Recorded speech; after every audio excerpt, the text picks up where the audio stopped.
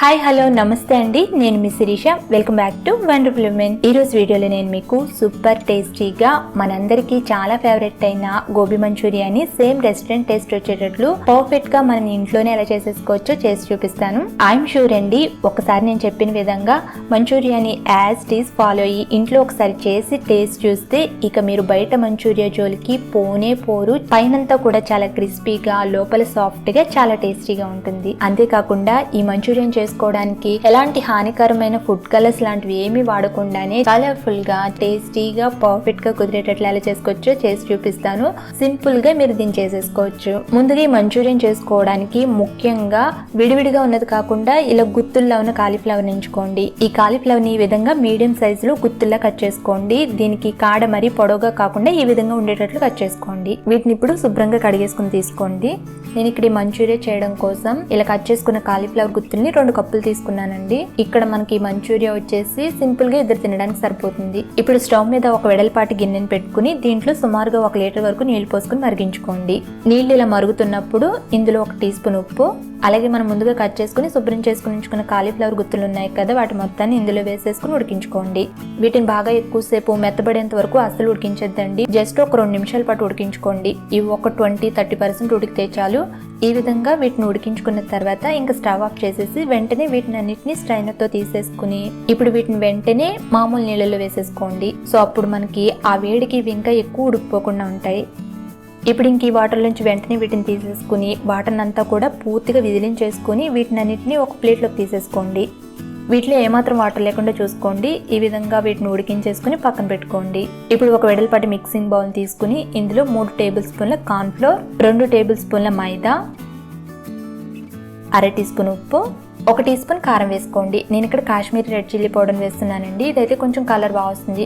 మనకి ఇక్కడ మంచూరియా మంచి రెడ్ కలర్ లో కనిపించడానికి నేను ఎలాంటి ఫుడ్ కలర్ వాడట్లేదండి, ఎందుకంటే ఫుడ్ కలర్ హెల్త్ కి అంత మంచిది కాదు కాబట్టి. సో మనం తీసుకునే కారంనే మామూలు కారం కాకుండా కాశ్మీరీ రెడ్ చిల్లీ పౌడర్ వేసుకోవడం వల్ల కొంచెం కలర్ బాగా వస్తుంది. ఇవన్నీ కూడా కలిసినట్టు ఒకసారి కలిపేసుకున్న తర్వాత ఇప్పుడు ఇందులో మనం ముందుగా ఉడికించుకుని నీళ్లు పూర్తిగా వడకట్టేసుకున్న కాలీఫ్లవర్ ముక్కలు ఉన్నాయి కదా, వాటిని అన్నిటిని ఇందులో వేసేసుకుని ఈ పిండంతా కూడా కాలీఫ్లవర్ ముక్కలకు పట్టేటట్లు బాగా ఒకసారి టాస్ చేసుకోండి. ఫస్ట్ తర్వాత అవసరం అనుకుంటే జస్ట్ 1-2 సార్లు కొంచెం నీళ్ళని స్ప్రింకిల్ చేసుకుని కలుపుకోండి.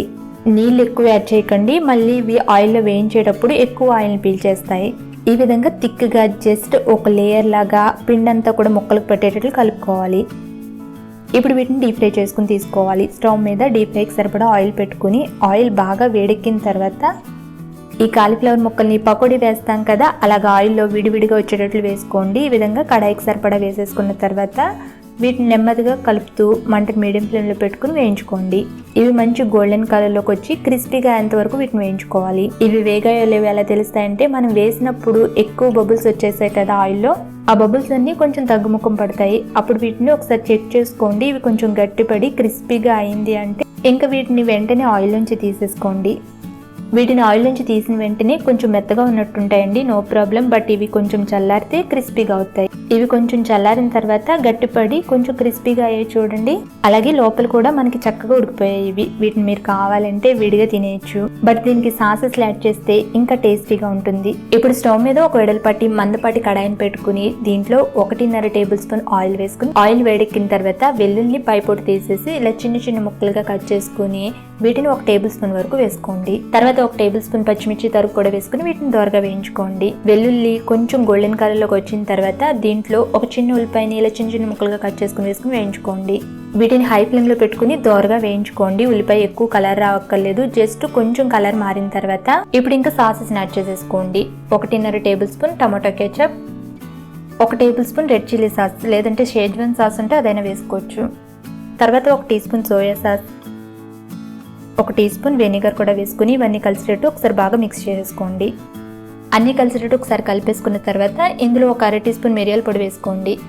తర్వాత ఒక చిన్న కప్లోకి పావు కప్ వరకు వాటర్ని తీసుకుని దీంట్లో 2 టీ స్పూన్ల కార్న్ఫ్లోర్ని వేసుకుని కార్న్ఫ్లోర్ అంతా కూడా వాటర్లో మిక్స్ అయ్యేటట్టు ఒకసారి కలిపేసుకున్న తర్వాత ఈ కార్న్ఫ్లోర్ మిశ్రమాన్ని కూడా ఇందులో వేసేసుకుని ఒకసారి కలిపేసుకోండి. ఇది కొంచెంసేపటికి దగ్గర పడి చిక్కగా అవుతుంది. చూడండి, ఈ విధంగా ఇది కొంచెం చిక్కబడి దగ్గర పడిన తర్వాత ఇందులో మనం ముందుగా వేయించుకుని ఉంచుకున్న కాలీఫ్లవర్ ముక్కలు ఉన్నాయి కదా, వాటి మొత్తాన్ని వేసేసుకుని వీటిని ఇప్పుడు హై ఫ్లేమ్ లో 1 నిమిషం పాటు ఈ మిశ్రమం అంతా కూడా గోబీ ముక్కలకు పట్టి ఇది కొంచెం దగ్గర పడేంత వరకు వేయించుకోండి.